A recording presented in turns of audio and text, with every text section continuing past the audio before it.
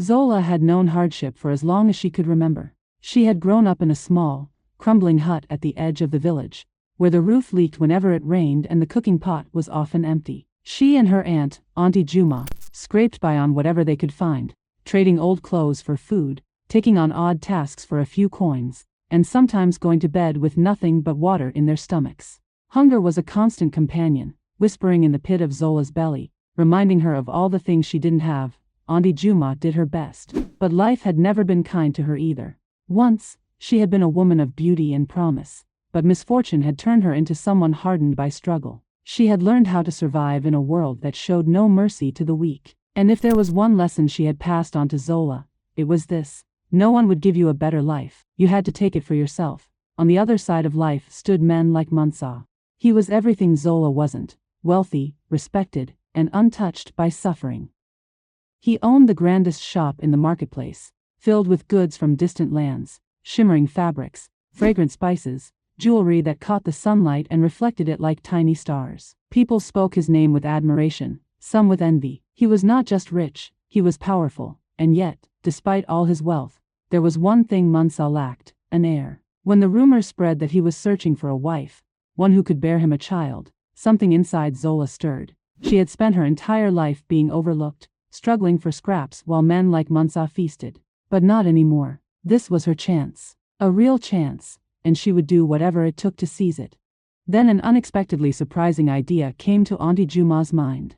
What if Zola pretends to be pregnant in front of Mansa, and try to get sympathy and help from Mansa because they knew that he is a very kind and soft-hearted man? As she sat in the dimly lit hut she shared with Auntie Juma, she voiced her doubts. But Auntie, what if he finds out? What if he realizes I'm lying? Auntie Juma's sharp eyes glinted like a hyena spotting an easy meal. She said, men believe what they want to believe, Zola, lowering her voice as if sharing a sacred secret. If that man wants a woman carrying his heir, then give him one, even if it's only in his mind.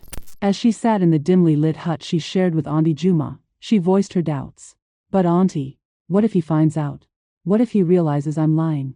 Auntie Juma's sharp eyes glinted like a hyena spotting an easy meal. Men believe what they want to believe, Zola, she said, lowering her voice as if sharing a sacred secret. If that man wants a woman carrying his heir, then give him one, even if it's only in his mind. Zola hesitated. But Auntie Juma leaned in closer, her breath warm against Zola's ear. You think rich men get rich by being honest? You think women who rise from the dirt do so by waiting for fate to bless them? No, child. Fate rewards those who take what they want. Tell him what he wants to hear. By the time he realizes the truth, it'll be too late. Zola swallowed hard. The weight of the deception pressed against her chest, but so did the hunger in her belly. And hunger had a way of silencing doubt. The next morning, she dressed carefully, not in her finest clothes, for she had none, but in the only outfit that made her look both respectable and helpless. A loose-fitting wrapper, a faded shawl draped over her shoulders, her hair braided neatly but not too neatly. She needed to look like a woman who had fallen on hard times, a woman who carried a burden too heavy for her small frame. Then, she made her way to the heart of the bustling marketplace. Mansa's shop stood at the center, its shelves lined with goods that common folk could only dream of: imported spices, luxurious fabrics, fine jewelry. It was always crowded, always alive with customers eager to trade their coins for a piece of wealth. Zola took a deep breath and stepped inside, pretending to be surprised when she accidentally ran into Mansa himself. Oh, Mansa, she gasped, placing a hand on her chest as if startled. I didn't expect to see you here. Of course, she knew very well that he owned the shop. Everyone did. Mansa, a man with a kind face and a heart that had yet to be hardened by the world, smiled warmly. Zola, right? We haven't spoken much, but I've heard you're a hard-working woman. Zola lowered her eyes, offering a shy smile. Hard work is all I've ever known, she murmured, letting her voice carry the weight of years of struggle. Then, she sighed dramatically, making sure he noticed. Mansa's brow furrowed. Is something wrong? She hesitated, letting the moment stretch, drawing him in before whispering, I shouldn't say this, but... She bit her lip, looking away as if ashamed. I am with child. Mansa's breath caught. You're pregnant? Zola nodded slowly, keeping her eyes downcast, her fingers twisting the edge of her shawl. It wasn't planned, she said, her voice barely above a whisper. The father. He left. I've been so worried, wondering how I'll raise this child alone. She risked a glance at him, watching the conflict flicker across his face. Munsa, the kind-hearted fool, was already falling into her trap. Munsa saw the sadness in her eyes, the vulnerability, and something inside him shifted. He had always dreamed of having a family. And here was a woman, beautiful and kind, already carrying a child who had been abandoned. His heart softened. Zola, no woman should go through this alone. The trap was set. But not everyone was convinced. You're telling me you just happened to get pregnant and bump into the richest man in town? Kofi, Munsa's best friend, narrowed his eyes as he spoke later that evening. Munsa laughed. Kofi, not everything is a conspiracy. Not everything, no. But Zola? Something about her doesn't sit right with me, Kofi muttered. Meanwhile, at the town square, Madame Kasai, the most feared gossip, had already heard whispers. A child? So suddenly? She tapped her chin, already planning how she would dig into this story. And in the shadows, old man Django sat by his fire, shaking his head as if he could already see how the story would unfold. A house built on lies will crumble under truth, he murmured. But no one was listening. Not yet. The moment Munsa proposed, Zola knew she had won. Her days of struggle were over. No more empty stomachs. No more patching old clothes. She would be the wife of a rich man, living in a house filled with silk and gold. But there was one problem, Mama Odachi. Munsa's mother was a woman of strong beliefs, and to her, a woman's worth was in her ability to bear children. Auntie Juma had already thought of that. Listen carefully, she told Zola as they sat in the dimly lit room. Mama Odachi is a vulture. She will watch you, waiting for a sign that you are lying. So you must be smarter. Walk slower, touch your belly from time to time, and if anyone asks, say the baby kicks at night. Zola nodded. And the doctor? What if Munsa insists on a checkup? Auntie Juma smirked. Then you cry. Tell him you lost someone in childbirth, and hospitals make you afraid. Trust me, men hate seeing women cry. He will never force you. The plan worked perfectly. Munsa, overjoyed by the news, wasted no time in making Zola his wife. The wedding was grand. People talked about it for days. Drummers played, dancers moved like flowing water, and Munsa held Zola's hand like she was the most precious thing in the world. But in the crowd, Mama Odachi sat with her arms folded, watching Zola with sharp eyes. After the wedding, the town was buzzing with gossip. Did you hear? Zola is the luckiest woman in Marembe, one woman whispered. Lucky, another scoffed. Why do I feel like she's hiding something? Meanwhile, Kofi couldn't shake off the uneasy feeling in his gut. He pulled Munsa aside one evening. Something is not right, he said. How come no one has seen Zola sick in the morning? No cravings, no changes, Munsa chuckled. Kofi, not every pregnancy is the same. Maybe she's just lucky. Lucky? Kofi muttered, shaking his head. Things started to fall apart when Dr. Ioka, the town's most trusted doctor, suggested a prenatal checkup. Come by my clinic, he told Zola kindly. I'd love to make sure the baby is healthy. Zola's heart pounded, but she forced a smile. Oh, doctor. I appreciate it, but I lost my sister during childbirth. Hospitals. They make me nervous. She sniffed, letting a single tear fall. Dr. Ioka looked at her for a long moment before nodding slowly. I understand, my child. But pregnancy is unpredictable. You must take care of yourself. As Zola walked away, a shiver ran down her spine. She knew she had avoided danger this time. But for how long? That night, as she passed by old man Django's hut, the old man sat by the fire, watching her with eyes that saw too much. A house built on lies will crumble under truth, he muttered. Zola quickened her pace, but his words clung to her like shadows. The town of Marembe was alive with excitement. Munsa had spared no expense in celebrating the coming birth of his first child. Drums echoed through the streets, women danced with colorful headscarves, and trays of steaming food filled every table. But in the middle of it all, Zola felt suffocated. She had wrapped a thick cloth around her stomach, hiding what wasn't there, but every step felt like she was walking on fire. Mama Odachi, dressed in her finest wrapper, clapped her hands and called for attention. This child will bring great fortune to our family. We must choose a name before the birth. It is tradition. Zola's heart nearly stopped. But, Mama, isn't it too soon? She asked, forcing a laugh. Nonsense. Mama Odachi said, smiling. This child is special. The ancestors will bless the name. The crowd cheered, and Zola had no choice but to smile. But inside, she was crumbling. The walls were closing in. Then came the worst part. Dr. Ioka approached with his usual calm presence. "Zola," he said gently, "it has been many months, and I have yet to check on the child's health. We must do a prenatal exam." Zola's palms grew sweaty. "Oh, doctor, I have been feeling weak. I fear I might have eaten something bad." She staggered a little for effect. "I should rest." Dr. Ioka frowned but nodded.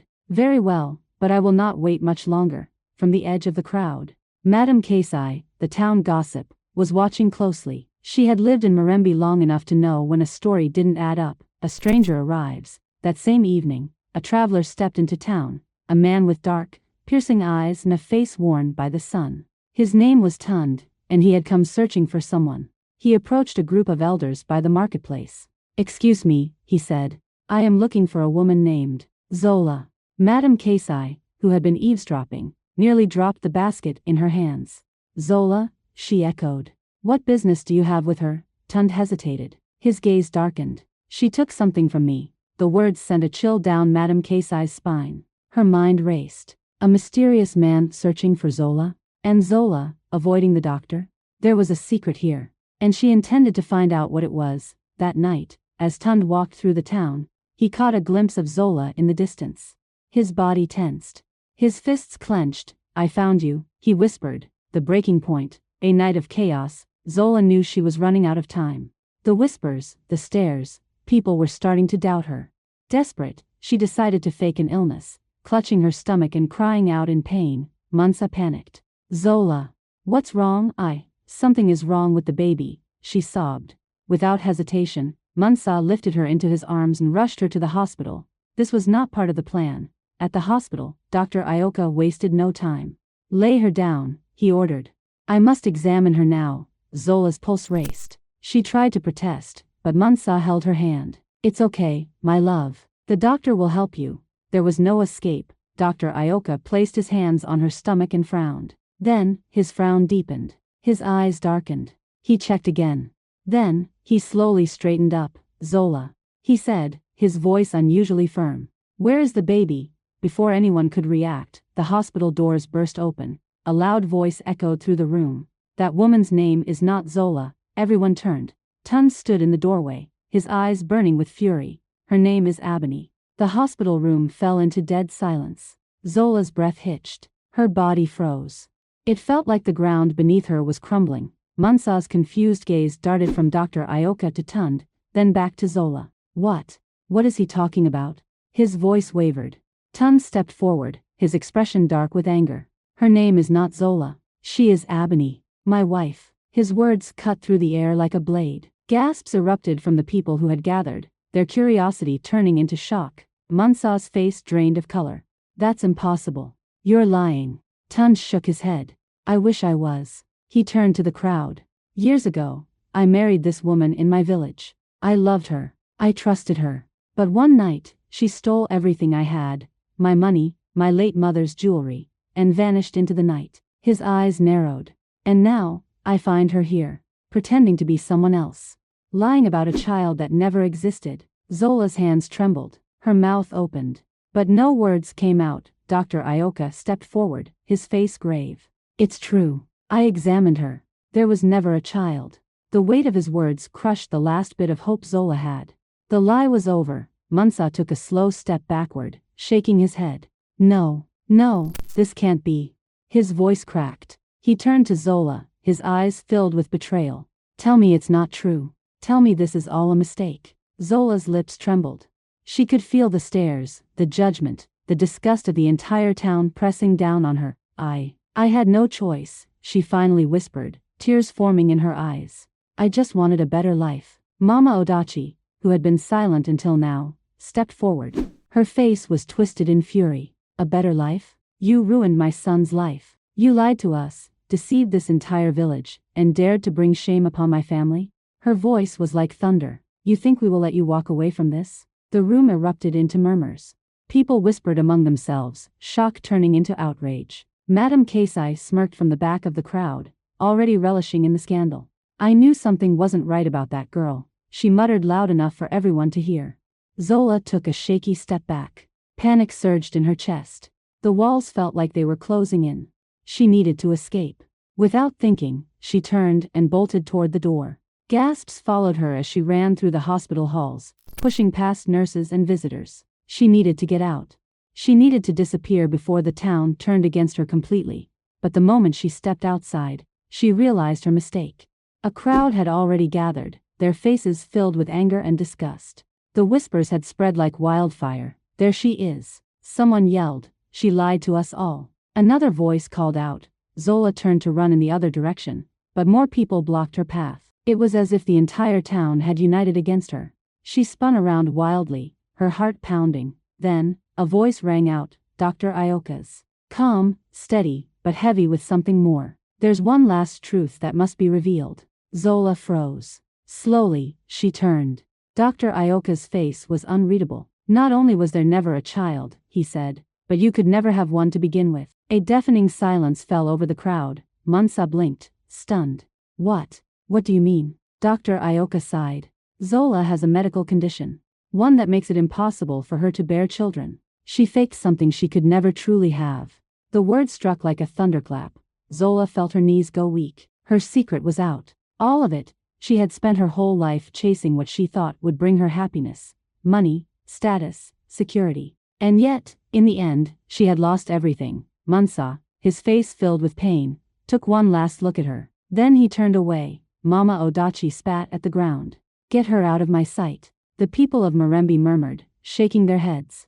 Some pitied her, but most were disgusted by the web of lies she had spun. As the town turned its back on her, Zola, once proud, once determined, stood alone. The weight of her deception had finally crushed her. The sun hung low over Marembe as Zola stood at the village gate, her eyes hollow, her once proud posture now slumped with defeat. A crowd had gathered, watching in silence as she clutched a small bundle of belongings, everything she had left in the world. Mama Odachi stood at the front, arms crossed tightly. "You disgraced my son. You shamed this village. There is no place for a woman like you here." Her voice was cold, final. Zola's lips trembled. She turned to Mansa, desperation flickering in her eyes. "Mansa, please. I made mistakes, but Mansa didn't even let her finish. His gaze was distant, unreadable. "I loved you, Zola. I would have given you everything. But everything we had was a lie." He exhaled sharply. "And I will never be able to trust you again." From the corner, Auntie Juma, the very woman who had pushed Zola into this path, shifted uncomfortably. "I can't be seen with you anymore," she muttered, stepping away from her niece. "Your name is ruined. And I have my own life to protect." Zola's heart pounded. She turned in all directions, searching for a familiar face, anyone who would defend her. But the crowd was like stone, their silence heavier than any words. Then came the final blow. Tun stepped forward, his expression firm. "I once loved you," he said, his voice calm but laced with deep hurt. "But a heart full of lies has no place in my home." Zola gasped. A single tear slid down her cheek. No more chances. No more lies. No more escape. With one last glance at the town that had once welcomed her, Zola took slow, defeated steps away from Marembe. The villagers watched her disappear down the dusty road, whispering among themselves. And just like that, the woman who had built a life on lies had nothing left. Months passed. Marembe moved on. The scandal of Zola's deception had faded, though the lessons remained. Mansa, still healing from his heartbreak, found himself drawn to Nia, the woman who had once warned him about deception. Unlike Zola, Nia had never tried to impress him with charm or grand gestures. She had only ever spoken the truth. One quiet evening, as they stood by the village river, Nia smiled gently at him. "You've been through a lot, Mansa. But you're stronger now." Mansa looked at her, something warm stirring in his chest. "I was blinded by what I thought love should be. But now, I understand. It's not about beauty or status. It's about honesty. Trust." He paused. "I should have listened to you." Nia chuckled softly. "You weren't ready to hear it then. But life has a way of teaching us, doesn't it?" As the sun dipped below the horizon, Mansa realized that maybe, just maybe, his heart was finally ready to open again. Meanwhile, Mama Odachi, once firm in her beliefs that a woman's worth was in childbearing, had changed. She watched as Mansa and Nia's bond grew, and for the first time, she saw something deeper than tradition. A good wife is not just about children, she admitted to Kofi one afternoon. It's about honesty, loyalty. Kofi smirked. "Finally, you see what the rest of us already knew." Mama Odachi huffed but said nothing more. One evening, as the villagers sat around the great baobab tree. Old Man Django's voice rose over the crackling fire. "I told you all before," he murmured, his wise eyes scanning the crowd. "A house built on lies will crumble under truth." The villagers nodded, murmuring in agreement. Zola's downfall had become a lesson for all. Madame Kasai, the town gossip, leaned in. "Greed and deception. They'll always lead to ruin." Another villager added, "Wealth that comes from lies is never permanent." A mother whispered to her daughter, "True love isn't about gold or grand weddings. It's about trust." The lesson had been learned. The truth had prevailed. And life in Mirembe carried on, wiser than before. As the night sky stretched above them, the village knew one thing for certain: no matter how deeply a lie is buried, the truth will always rise. Please hit the like button and subscribe our channel for more breathtaking folktales.